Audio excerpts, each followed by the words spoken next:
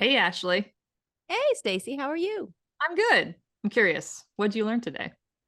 What did I learn today? Well, I learned that if you find a stray dog, and you take care of it for a bit, and then you post about it online, that a lot of people will advocate for you stealing and running away with that stray dog, even when you find the family.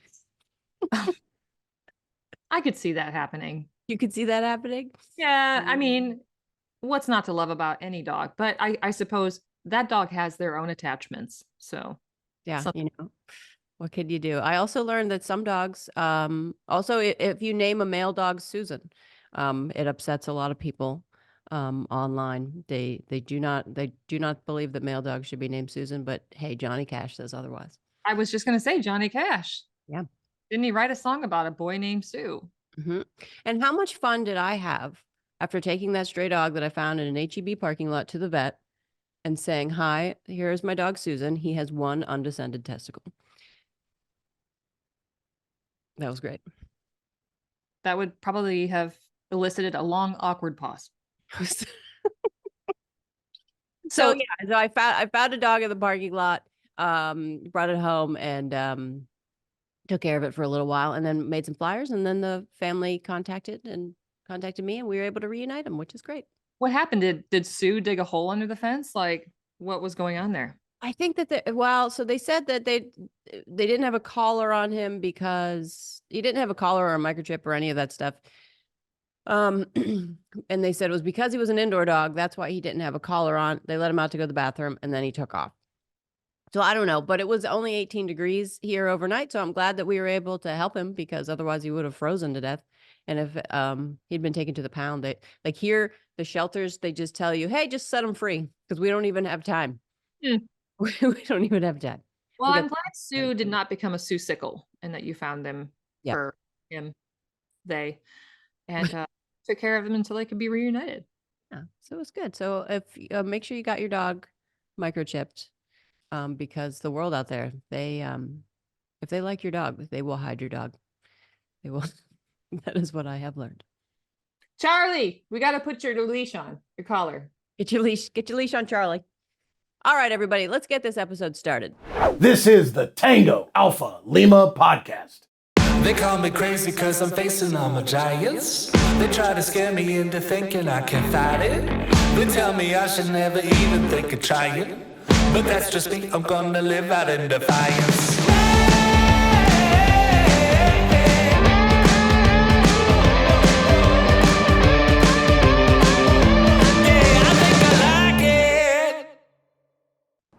Welcome, Alphas. Today, our guest is Michelle Lang, founder of Veteran Help Point, an organization whose mission is to connect small town veterans and their families to local resources nationwide. But before we talk to Michelle, let's talk about what Stacy has for Troll Patrol. All right. So, a veteran out there by the name of Barbara Matthews said the last time she stopped in for information and recruiting at a city festival, the older veterans, and I will say they were male, Vietnam era, quickly pointed out some auxiliary forms for her to fill out.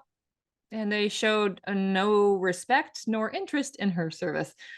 As she started to tell them she was a veteran, they turned their back to her, walked away, and started talking to the other male veterans at the same booth. So, Barbara, I hear you. And I tell you what, you're not alone. Between being confronted in a parking lot at my local hardware store for parking in the veteran space, for advocating for myself at the VA hospital when, no, I'm not taking my grandfather, my dad, my husband, or anybody else that's male in my family to their appointment. I'm the veteran. Yeah, it can be frustrating, even applying for a VA loan. But I digress. So, Barbara, I'm really sorry that happened to you. And I'm sorry it happens to any women veterans out there. There are merits to the auxiliary. So I will say that. But I'll tell you what, you can affect change more from the inside out. Don't give up, Barbara. Go out, get online, fill your application out online, and we will work hard for change from the inside out. I'm curious, Ashley, what are your thoughts? What are my thoughts? Okay.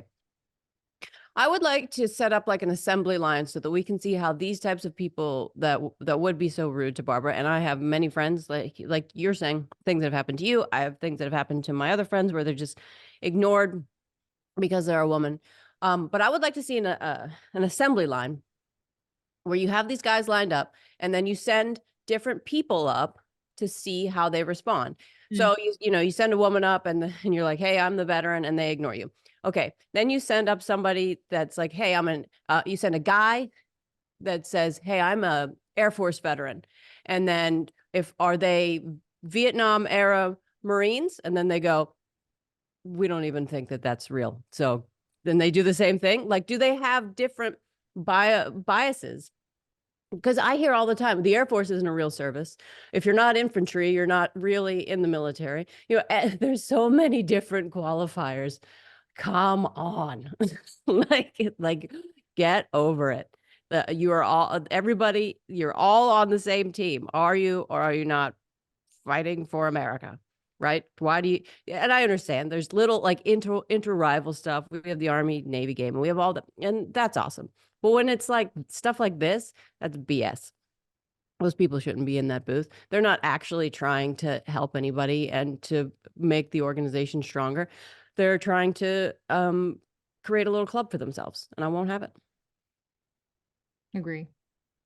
Barbara, and to all the Barbers out there, we need you. So please don't give up. Join the Legion. We're stronger together. We can affect change from the inside. So yeah, let's do it. Let's do it, Barbara. Let's all burn it down. Okay, Alphas, we'll be back for OChat 30 with Michelle Lang right after the break. Veterans, did you know that hearing loss and tinnitus are the top service-connected disabilities, and that untreated hearing loss frequently results in social isolation and loneliness? At the beginning of May, Surgeon General Dr. Vivek Murthy presented his framework for a national strategy to advance social connection, expressing his commitment to combating the significant health consequences of isolation and loneliness. Staying connected is on everyone's mind, and a lack of connection can be exacerbated when someone experiences hearing loss. The Heroes with Hearing Loss program, provided by Hamilton CapTel, supports veterans facing the challenges of hearing loss by sharing solutions that keep us connected. And now the new Heroes mobile CapTel app for iOS and Android devices is available, allowing veterans with hearing loss to read captions of mobile calls. Download the Heroes mobile CapTel app at no cost and experience the same feature-rich captioned telephone service that Hamilton CapTel customers have relied on for years. Just search for Heroes Mobile CapTel in the Apple App Store or Google Play Store today. For more information, including eligibility requirements, visit heroeswithhearingloss.org. Attention veterans! When it comes to Medicare Advantage, WellCare and the American Legion think you deserve more. Call today to find out about the WellCare Medicare Advantage plans that give you more benefits alongside your VA benefits. Visit wellcareforveterans.com today.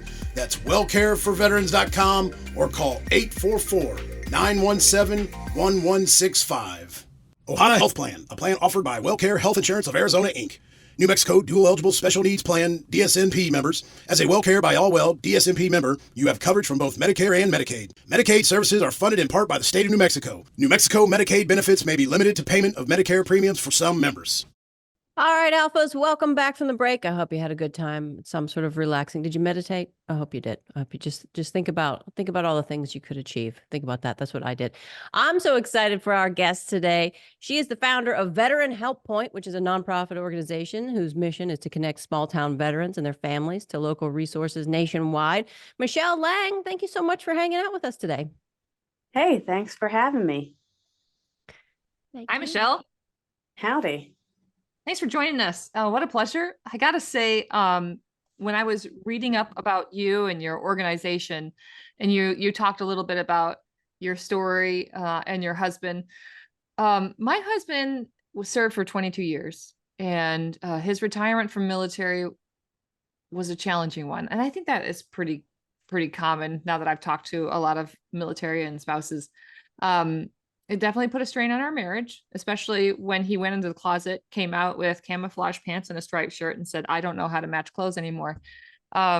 So, I mean, all joking aside, we had a lot of identity crisis in those initial years. And for the alphas listening who haven't had the luxury of reading your story or knowing about you, can you tell us a little bit about those early days after active service and what they were like for you two?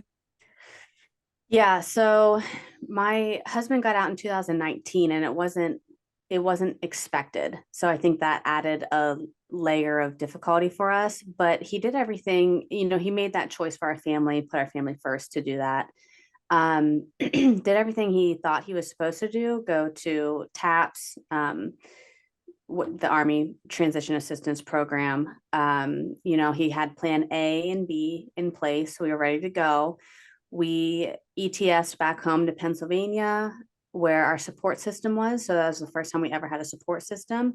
And, he had a job. It was all good. Shortly after, we moved to the area, things just like fell apart.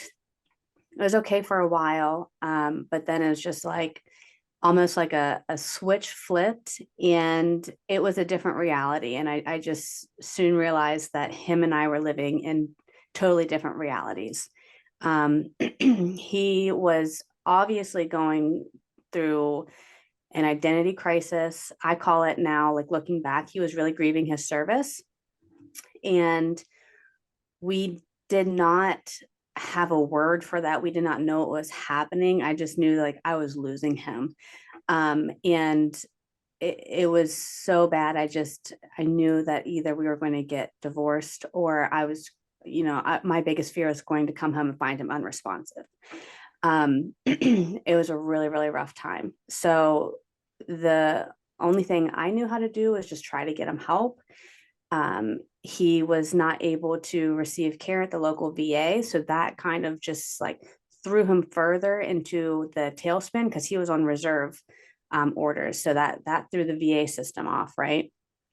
But that really wasn't explained. I'm trying to find him a therapist in our area that serves veterans. I couldn't. Found him somebody that I thought would get the job done, and end up making it worse because he did not know how to relate to the veteran experience at all. So it wasn't until I reached out to, his buddies, that they were able to just like get him back on track. We were able to go to therapy together, and kind of move on, because during all of this, he was really struggling. So he got into the reserves. He went from active to reserve, TPU. But then while we were like not talking, living separate lives in the same house, he signed up for a deployment and didn't tell me. Oh, wow. So, we were like literally on our way to church one day, pretending everything's fine. And he's like, "Oh, hey, yeah, I deploy in October." I'm like, "What? Are you kidding me?" Like, just found out that I was pregnant with our second son, like right before all this started. And I'm like, okay, so I'm gonna have, a newborn baby. You're gonna be gone. We didn't know it yet, but that was gonna be COVID. So it was a fun experience, but we were lucky enough to get back on track. He was able to get back into service, something familiar.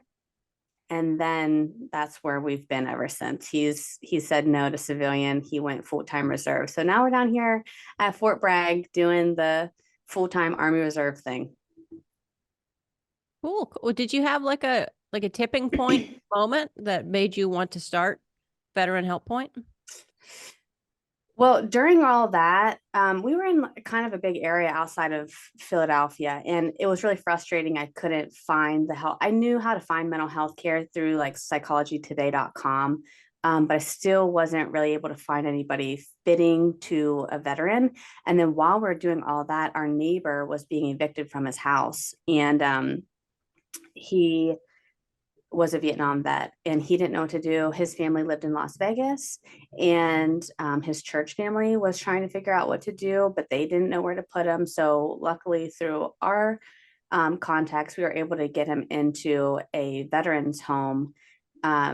Just a lady that was a widow, and her husband was a Vietnam veteran, and she runs a mansion and lets other Vietnam veterans live there. So it worked out, but he was very afraid. And I'm like, thank goodness, like, we check on our neighbors. And whenever Chris, my husband, was deployed, I just started talking to other military spouses, and I thought I need to share some resources on base that people don't know about, because there's a lot of things out there.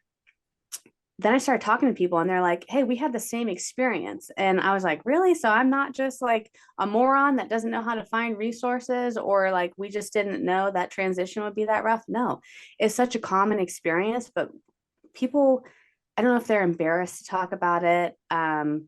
There's really, maybe they just feel like there's not a platform to share that. But once I started talking about it more people came out and was like, oh yeah, I have the same problem. And I thought, oh, this is crazy. Like, I feel like we could do something about it. And so we moved to Fort Bragg, and I thought this is a really good opportunity. Fort Liberty is a really, good, rich area to start something like this. And it has been. So Veteran Help Point is basically a resource for folks to log in and find resources in their area. You may not know this, but I am a veteran who lives I live on a farm out in rural country, South Carolina, and I'm surrounded by veterans from every branch that have decided to go off grid just like me.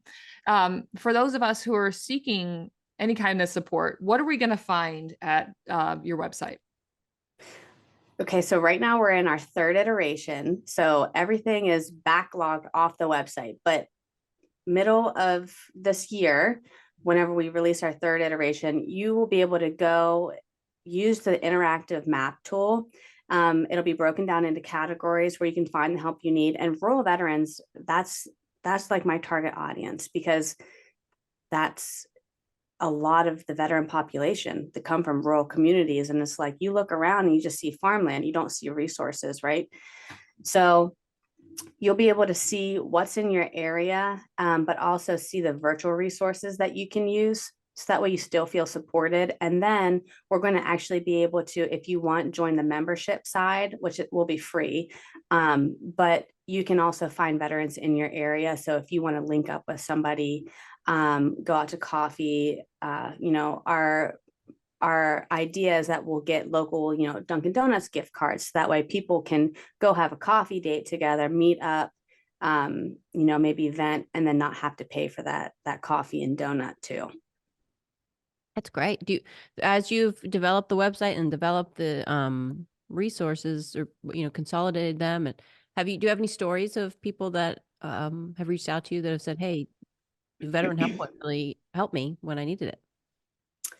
It is really, really tough actually to get the end. And one of my resources that I have listed, I didn't realize like all the weight that I was carrying, because I don't see people to the end. And you can't hold their hand into the VA, you can't hold their hand into these different resources. So it kind of stinks, but all I can do is encourage and empower them. And one of the therapists, she said, I get to see the client come full circle. I get to see them change. That must be really hard for you that you don't get to see that finished result. And it is. But the other day I had a veteran a couple months ago. She called me up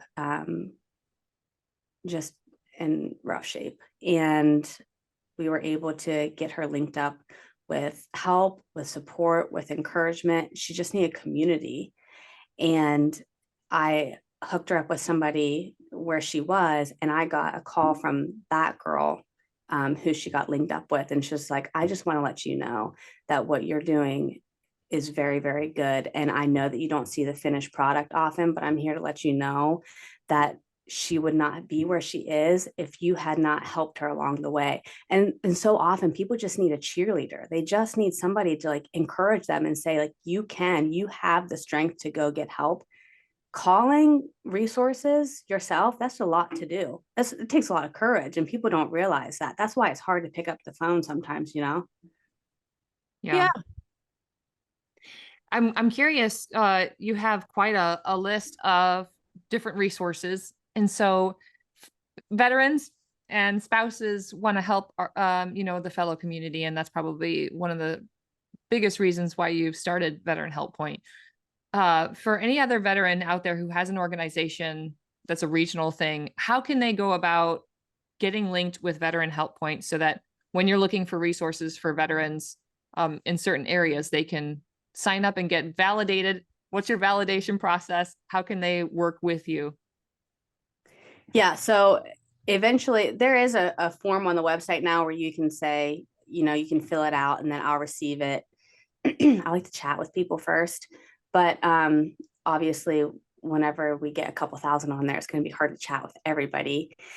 Right now, the easiest thing to do is to email me whenever the form I have on the website is kind of hard to find, but you can email me at michelle@veteranhelppoint.com to get listed. In June, when the next iteration comes out, there'll be a spot that says, I want to get listed. You're going to be able to say, what your business is, the contact name, and how you serve the veteran community. And then I go through the process of checking you out, see how long you've been in business, because the average nonprofit, if you are a nonprofit, that average lifespan is a year. So I want to see how long you've been in business, what your operations are like, and if you have any statistics as far as how many veterans you've served, how you're using your money. And there's some charging services that I do try to stay away from too. So there's a couple different criteria I like to meet. It's hard, isn't it? Because you see things that there's a lot of nonprofits in the military space, and there's a lot of nonprofits that they sort of like it's counteract one another. People are just like, hey, let's just start another one. Let's start another one. Sometimes that already exists, and maybe helping that one to be bigger is better than starting a new one. Or there's people that have that may want to be, like you're saying, that charge for things, and then you become this vetting process, which is an extreme weight on your shoulders to make sure that people aren't being swindled, Mhm. so that's hard. That's something that you're definitely, as everything grows, you're going to have more people that are like, hey, more convincing people, the persuasive charmers. They're like, yeah, you should really, this is a good opportunity for your people. And you got to, Mhm. it sounds like you're doing a great job already gatekeeping those people out. Well, I rely on smarter people than me to help me with things. So that's the key. There you go. Now that your husband's back on active reserve, have things sort of leveled out, or have you found a way to work through that civilian identity and that sort of crisis? What kind of tips can you give to other spouses whose partners are transitioning out of service? I mean, now that he's back in, it's definitely leveled out. So, I mean, he has his groove here. I've actually taken advantage of some of the resources that I have on my website, and we've used that to improve our marriage, and things like that. So, that's good. I would say tips for couples that are going through a transition process is I really like to empower the spouse, because we are totally left out of the conversation when it comes to military transition. If you're married to somebody in the military, it's like their world and they're going through it. But whenever you transition, it is a family process, right? And the family needs to be involved. But the military is kind of, it's analytical in that way, where it goes one track and that's it. So the first thing is just like knowing that as a spouse, you have a choice. You can be a part of this transition process. You can be helping with resources. You can, there's a whole bunch of resources for ETSing. There's a whole bunch of resources that are great for helping you whenever you PCS, whenever you get out of the Army, ETS. There are employment opportunities that they probably are not going to mention in TAPS, just because it's a lot of information to go through in a short amount of time. So just knowing that there's things out there is honestly half the battle. And that's the first thing that I tell people, is just knowing that you can make a difference. I think it's so, yeah, I'm sorry, Ashley, I was one more thing, but I think it's so interesting that you said the spouses aren't necessarily included in the TAPS process. I went through TAPS myself before my husband, several years before my husband. And then when he went through TAPS, the thought never occurred to me until just this moment. nobody ever talked to me about my husband's transition from the military. So I can't imagine how disorienting that process is, and so thankful for folks like you who've set up programs that'll help spouses and their partners with that. Sorry, go ahead, Ashley. No, it's a good point. Yeah, I have been to retirement seminars that like they'll have them on base, and they'll say, okay, these are the things that you have to look for, that I've gone to with my husband. And it's good. I think it's good for other people to go. For me to go, I'm just a troublemaker. So I'm just sitting there, because it's long and there's so much information, and it's all very valuable information, but I'm basically a toddler. So if you hear of those things happening on your base or your post where you are, go wedge your way into things. I'm a big fan of setting everything on fire so you can get the answers that you want. I think there's a lot of like these polite lanes in military spouse and the veteran world where like, we can only do this. And I see it with a lot of my like veteran friends, especially if they've been in for a really long time. Even my husband, he's been in for 32 years, where they think there's only one way to do something and you can't really deviate out of that. And when somebody comes in and breaks through that wall, it's like, oh my God, what? Oh no. So I'm just, break through the wall, go through. If you need an answer for something, go get it. Maybe somebody will call you a troublemaker, but I say this time and time again, I have tried to get my husband fired hundreds of times. Can't do it. Not that you don't have enough on your plate, Michelle, but I wonder if you could do a spouses type TAPS program with a veteran help point. Get that started, make that national. Not to add anything more to your busy schedule, but I could see you really succeeding in that. Yeah, that would be super cool. Because one of the things I didn't realize, and I think you're not talked to at all about, is like, the military does its job. It's very efficient at doing its job. And what the military does is it brings in civilians and it spits out soldiers, it spits out airmen, seamen, whatever. And you are not a civilian anymore. You're what this is. Like, you're a soldier. Now your brain is, I say, it takes your brain out, it washes it and puts it back in, right? Because that's how you survive in the military. That's how you survive in combat, is having these systems in place, being, I mean, it's an ugly word, but it's like being brainwashed, right? So whenever you come out the other side as a civilian, well, you're still stuck in this path we're Army, so I always say soldier. Like, you're stuck as a soldier and you don't know how to operate as a civilian. And like, my husband was like coming home from work complaining about his coworkers. I'm like, yeah, welcome to the real world, buddy. Like, this is how it works. Okay. And I didn't realize he was going through all this, because as a spouse, we're used to just being in chaos and your house on fire all the time. Like, that's fine. That's nothing new. Like, so what? I have to move to another place that I don't know anything about. I'll freaking figure it out. Whatever. But he is like, there is no S1 here. There is no, like, this is not normal to me. And that was totally over my head. And now looking back, it's like, duh, right? I think just the awareness is the biggest part. I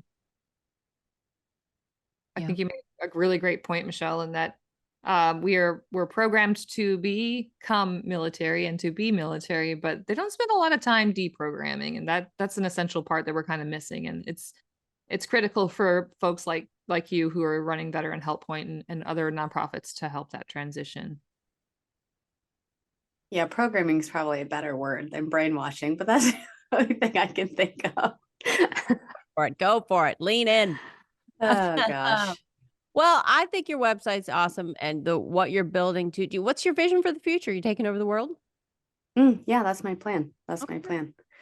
I do want this to be, so we are really leaning into the rural communities. And what I've realized that we're kind of failing at in rural communities is supporting our veterans. Because, a banner on Main Street is like, it's nice to look at, but it's not actual support.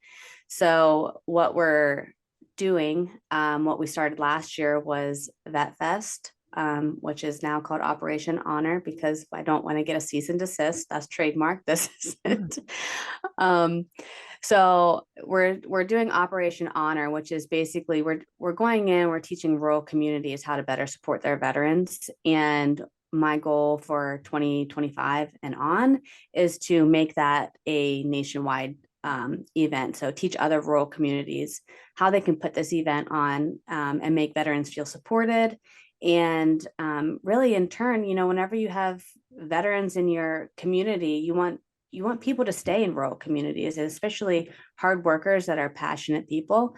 So how do we support them? It's going to be good for the economy. It's going to be good for you. So that's our goal for 2025 and on. I'm excited about this event this year. Well, I wonder if there's an opportunity in these small rural towns, the small rural posts, American Legion posts, and how we can help with making that a possibility nationwide. Let us know.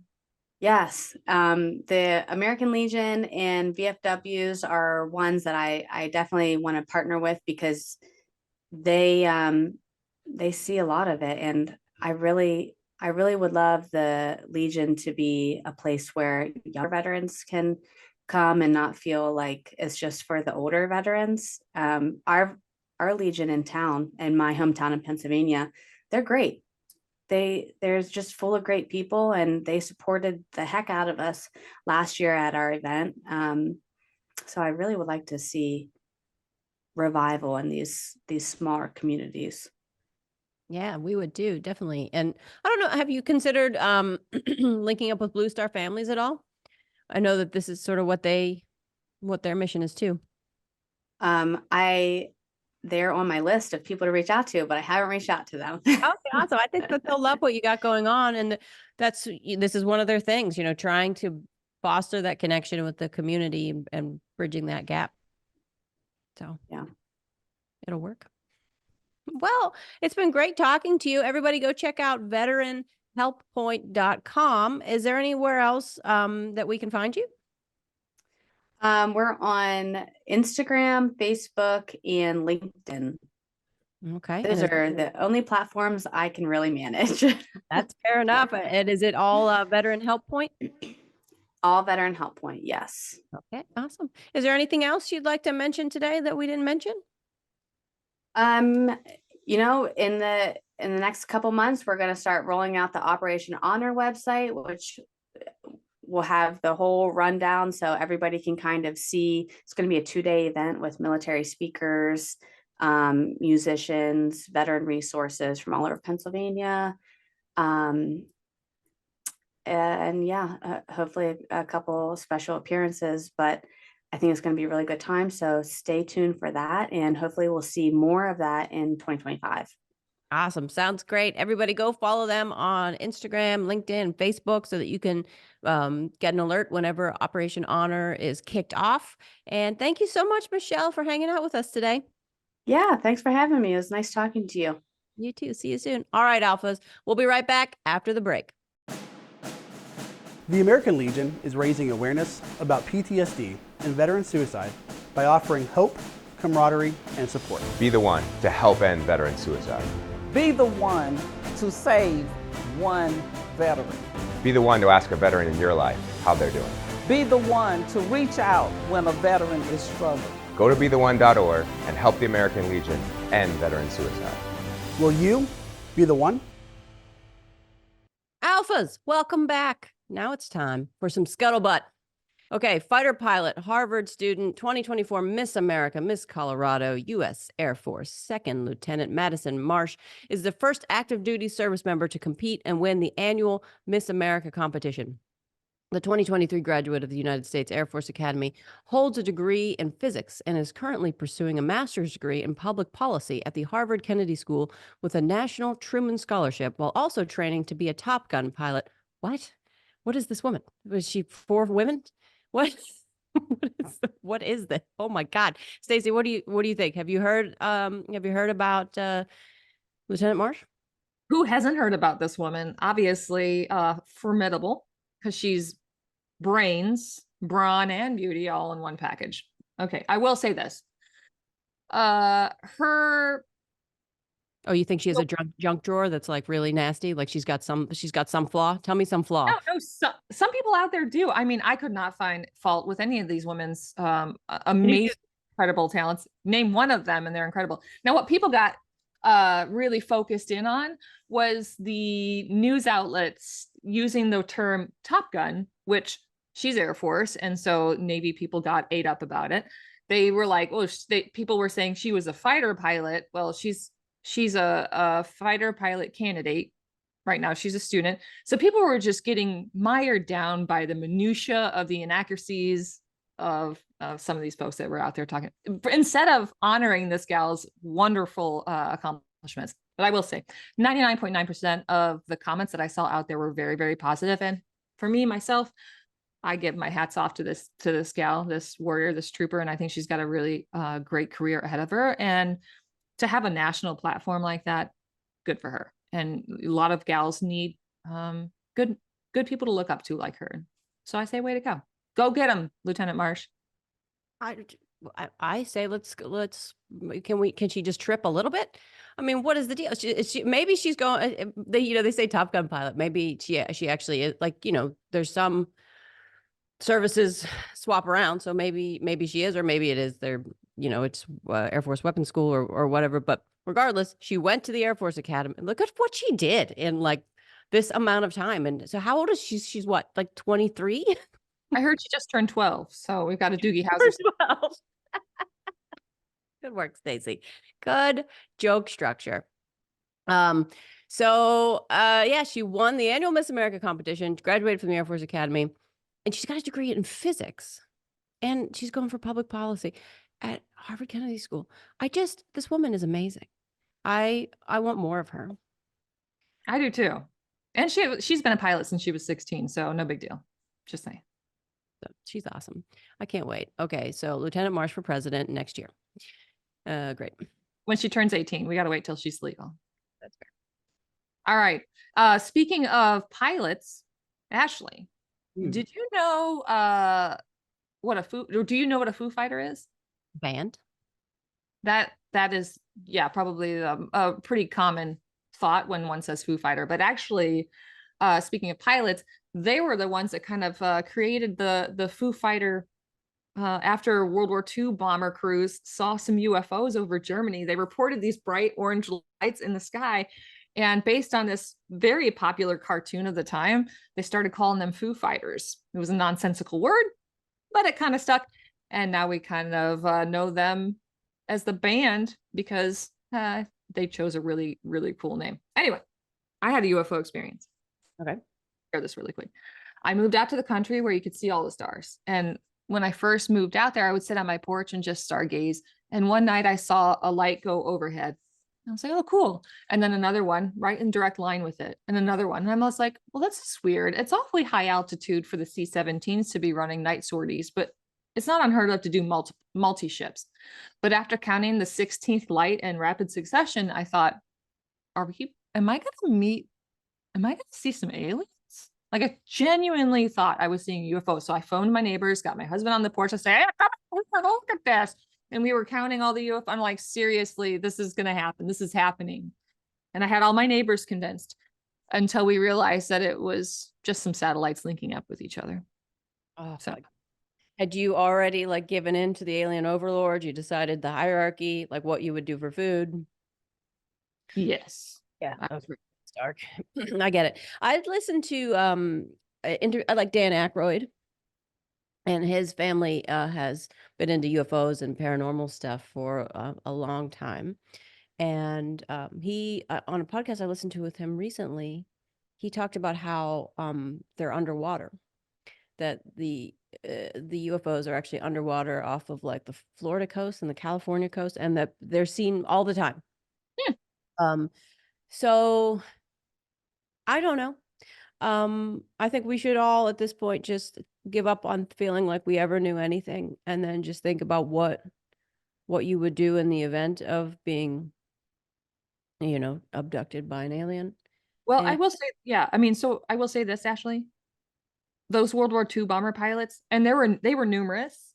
they were totally discredited by the general public, probably because they didn't want to believe in what was happening. But anyway, most of these people attributed these sightings to battlefield fatigue, and called them hallucinations. But I can't say is when you've got that many independent people coming in and saying they saw the same thing. We've got Foo Fighters, UFOs, rock stars. I remember my parents when I was younger, because they're both helicopter mechanics, and so we spent a lot of time around aircraft. And I remember them telling me that the only people that see aliens are people that have taken acid.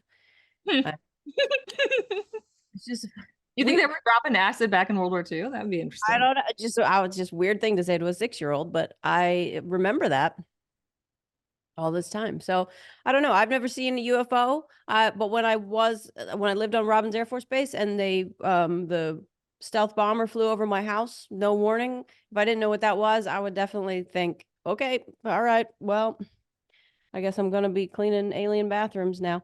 You know, I don't know where I fall in this hierarchy, but yeah, let us know. If anybody, have you guys had a UFO experience? Let us know. Email us your story. I'm interested. Okay. So I don't know if you've heard about this. The Navy's going to name a destroyer after World War II hero Charles French. Charles Jackson French was a black cook on the USS Gregory in 1942 when it was destroyed during the battle at Guadalcanal. When the call came to abandon ship, mess attendant First Class French swam around the sinking ship, gathering injured comrades into a raft and then swimming for 8 hours while towing the raft away from Japanese islands and to safety. Although he was recommended for the Navy Cross for his actions, French only received a letter of commendation from Admiral William Bull Halsey, the commander of the Southern Pacific Fleet. He died in 1956. In 2022, Secretary of the Navy Carlos Del Toro sought to correct the record and I tell you what, it's hard to say World War II, too many W's. It's hard to say Guadalcanal, and it's hard to say posthumously. Nope. We know what I mean. Back after he died, awarded the Navy and Marine Corps Medal to French. Last month, Del Toro announced that the Sea Service will name a new Arleigh Burke class destroyer after French. French gathered 15 shipmates onto a raft and, fearing they would drift to a Japanese-controlled island, towed the raft himself to a different island. Del Toro continued. He swam for hours, pulling 15 souls from the jaws of the sea, defying the odds and the sharks with nothing but his own grit and compassion. Heck yeah. That's pretty amazing. What do you think? Well, obviously, you know, when I learned about this wonderful man, Mr. French, I couldn't help but think about why he was not awarded the Navy Cross back in the day. And granted, listen, I don't know who Admiral Halsey is. And for any of his family who may be tuning in, I'm not going to try and besmirch his name. But all I could think about was this elderly white dude with his scotch on the rocks, kind of rolling it around in his office of many leather-bound books, saying, "I will not let French get the Navy Cross." Based on the era and the time and all that. But anyway, hopefully this delay in the award that he justly deserved back in the day will make some consolation. But honestly, the reason why I didn't join the Navy is for this very reason. I have nightmares about drowning. So I would rather go down in a fiery ball of flame as a lawn dart in the Air Force than to be drowned. Yeah. I don't know if I never envision any sort of heroics by a guy named French pulling me out of the water. I drown. What, you can swim? Yes. But if you've ever bobbed on the ocean, it's sketchy. It's not fun. And I have no desire to do that. I had no desire to do that. So for all you sailors out there, well done. Not my cup of tea. And for Mr. French, you're a hero. I'm sorry it's taken this long to get the recognition you so deserved. But I'm glad that we're going to name a ship after you. That's pretty badass. Ashley, curious, what kind of ship would you be? Like a frigate, aircraft carrier, sub? I love the word frigate. Frigate A. Yeah. Yeah. I think just because I love saying it, probably that. Aircraft carrier,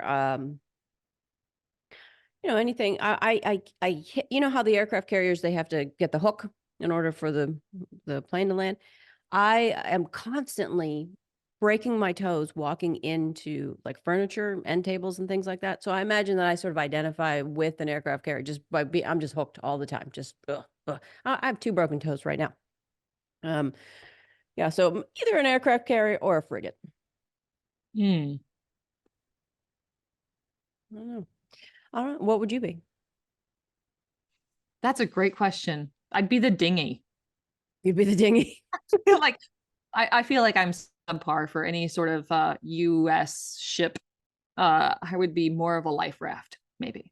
The life raft. Oh, you're saving everyone. Would be the little life raft on the side of the ship. A tugboat. Yeah, I'd be a tugboat. I'd be like, come on, I got you. Pull you in the shore. I hear. All right, everybody, you tell us, would you be a tugboat, a frigate, or an aircraft carrier? Write in. We want to hear from you. We want to hear anything that you got going on. Let us know. Don't forget to subscribe. You can subscribe to the podcast anywhere that you get it. You can subscribe to our newsletter or send us mail and guest recommendations. You know where? At legion.org/Tango Alpha Lima. We'll see you next time, Alphas. Yeah, I think